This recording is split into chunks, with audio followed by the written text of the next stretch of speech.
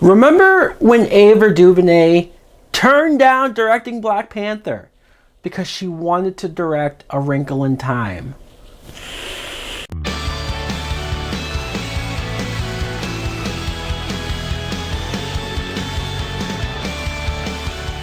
Hello, what is up, everybody? My name is Mike Brown, aka ReviewKingMB, and I just got back from the theaters. Woohoo! After seeing A Wrinkle in Time, this is a 2018 film that is based on the book with the same name. Mind you, I have not read this book. What? This film is directed by Ava DuVernay, and the plot is we meet this little girl, Meg, who, when she was younger, 4 years ago, her father went missing.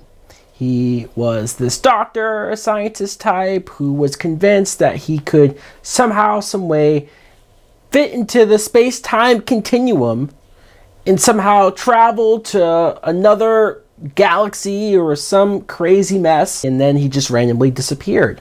So 4 years later, she's going through a rough time. She's being made fun of in school. She's failing her classes, and she's just sad. She's sad until this random woman, Reese Witherspoon, shows up at the house and takes her, along with her little brother, and some random creepy kid who I guess likes her, just comes along for the ride.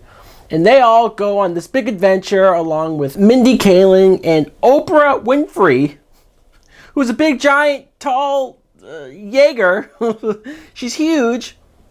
And they're looking for her father. Now, what I thought of this movie, wow, this was bad. This was so bad. It was horrible. Just absolutely horrible. And it's baffling because Ava DuVernay is a director that I've heard such great things about. I don't think I've ever watched a movie that she directed. So this is my first time watching something that she produced, that she put together. And man, it doesn't help that at the beginning of the movie, they have a clip of Ava DuVernay talking about how they had so much fun making this film. All of these great and talented people worked on it. Just come in and have fun. It's all for fun. This is purely for kids, and this purely for kids crap. I grew up on movies that were considered for kids, but when I watch them now as an adult, I still find them enjoyable. I still find them funny. Hell, parents can still find animated movies enjoyable and find good things about them. So the fact that that's your excuse for why none of this makes sense, why the plot is all over the place, I don't care if it comes from a source material. You have to develop this. You have to make this movie as I've never read the book, which is true. And I'm sure there's other people who are going to go into this movie not knowing what the book's about, and they're going to be like, huh? Because I was. Look, it's not the acting that I have an issue with. The main actress, Meg, played by Storm Reed, I think she's really good. There's some scenes where I thought she was amazing.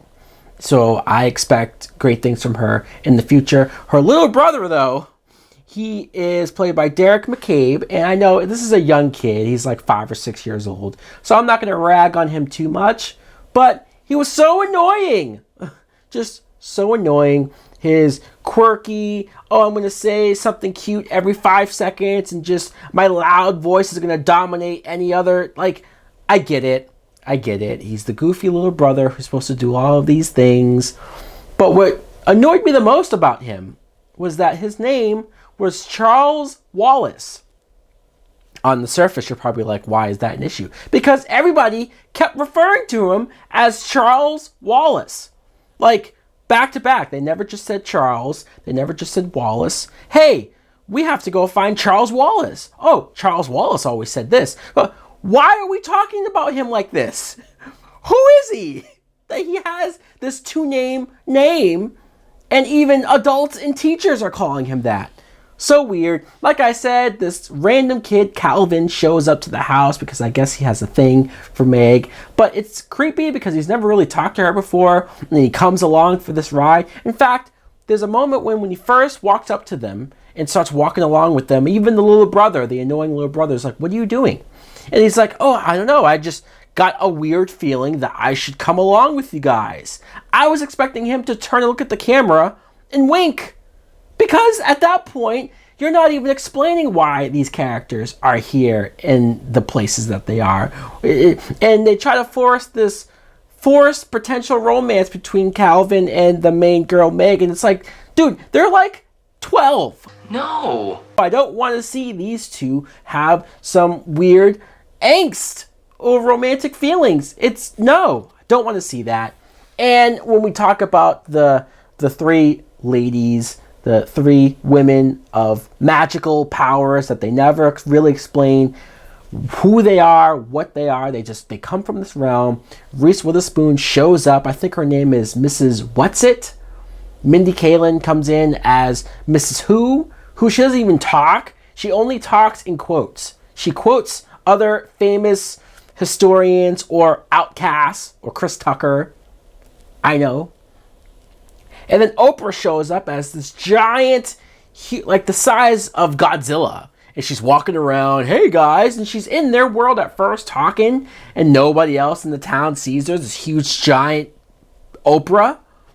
And then they go to the other world and just nothing's explained. There's a scene where Reese Witherspoon turns into a green dragon and flies around with them for no reason. This is so weird. I don't know, man. Like I said, if they're saying it's for kids, who knows? Maybe you'll find a 3, 4, 5-year-old kid who says, yeah, that was cool. But if you get any older than that, they're going to either say this is boring, because I was pretty bored. Like the halfway point, I just was like, can we get to the point of this movie, if you guys even know what the point is? Or they're going to be like, this is dumb. Even the kids are going to say this is dumb and doesn't make any sense. Chris Pine is good. He's really good. And his wife, the mother, is played by Gugu Mbatha-Raw, who I can now pronounce her name after that Cloverfield movie. I thought she was great as well. They should have been in the movie more. And then there are some random cameos from people that when you look at them, you think, and you see their character and what they do, you think, why? Why did they just randomly show up? Oh, because they're in the book, I guess. But Zach Galifianakis comes in out of nowhere and has like a 5-minute scene, if that, and then is gone. Michael Pena walks up to the kids, is there for 30 seconds or so, and then is gone. What? What is going on here? And then you want to say it's for kids, right? It's not in my demo, and sure, that's true. I should not be enjoying this movie probably as much as they would want me to, even though it doesn't make sense. But the end of this movie is so dark and so disturbing, like especially for a kid. We're dealing with possession and all of these dark images and just harm coming to these kids.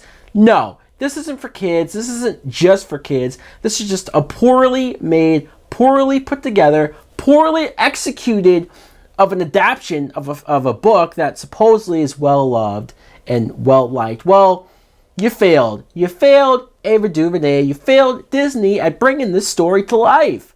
This sucks. I'm giving A Wrinkle in Time, and I probably shouldn't say this because it's a kid's movie, right? But fuck you! So guys, obviously I did not enjoy that movie very much at all. Let me know in the comments below if you too saw the movie, if you too was disappointed. Have you read the book? How is it in comparison? Does the book suck? Thanks for watching. Like, comment, subscribe. Later.